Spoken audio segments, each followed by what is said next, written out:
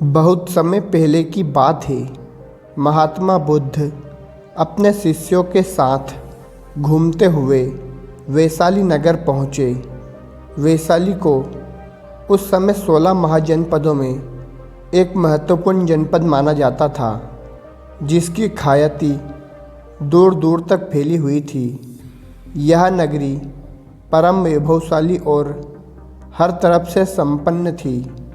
महात्मा बुद्ध के आने की बात पूरी नगर में फैलने में देर नहीं लगी। जिसे जब पता चलता तब वह उनसे मिलने पहुंच जाता और उनके उपदेश सुनकर खुद को भाग्यशाली समझता। बुद्ध का चरित्र ही ऐसा प्रभावशाली था कि उनसे प्रभावित हुए बिना कोई नहीं रह सकता। उस नगर की गणिक और राजनीतिक आम्रपाली भी बुद्ध से मिलने की इच्छुक थी। वह खुद महात्मा बुद्ध के पास चलकर आई और उन्हें अपने घर भोजन के लिए आमंत्रित किया। उसने इतने सरल और प्रेम भाव से बुद्ध से विनती की कि बुद्ध मना नहीं कर पाए।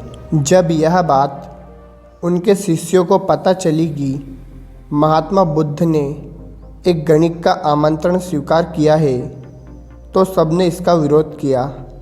महात्मा बुद्ध ने बड़ी सरलता से अपने शिष्यों से कहा, मैंने तो उसकी प्रेम भावना को देखा और उसका आमंत्रण स्वीकार किया है। वह बिल्कुल पवित्र और निश्चल था।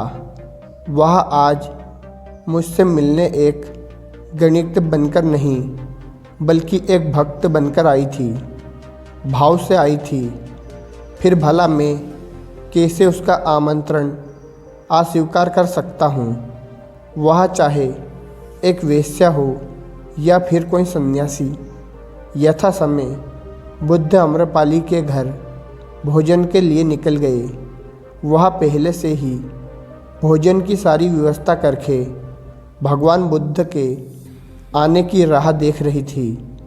मन में यह विचार भी आ रहा था कि कहीं बुद्ध अपनी बात से मुकर ना जाए। इतने बड़े सन्यासी भला क्यों एक वेश्या के बुलाने पर उसके घर भोजन करेंगे?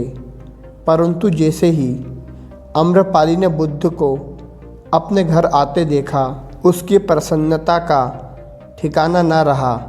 वह दौड़कर दरवाजे पर गई और उनका स्वागत किया। खुद अपने हाथों से भोजन परोसा और उनकी अवभागत की। महात्मा बुद्ध के शिष्यों ने जो उनके साथ आए थे, जब एक वेश्या को, जिसके कदमों में खुद सम्राट बिंबासार लेकर अजंता शास्त्रु थे, पूरी वैशाली जिसके एक झलक पाने के लिए तरसती थी, उसे एक सन्यासी के लिए ऐसी व्यवहार करते देख बुद्ध के शिष्य के मन में अपने गुरु के लिए सम्मान और जानता बढ़ गया। आम्रपाली ने महात्मा बुद्ध के व्यक्तित्व के बारे में जैसा सुना था, उनसे मिलने के बाद वह उससे ज़्यादा प्रभावित हुई और उसी समय वह बुद्ध की शरण में चली गई। अपनी सारी संपत्ति वह बुद्ध मठ में नाम करके आजीवन भिक्षुणी बन गई।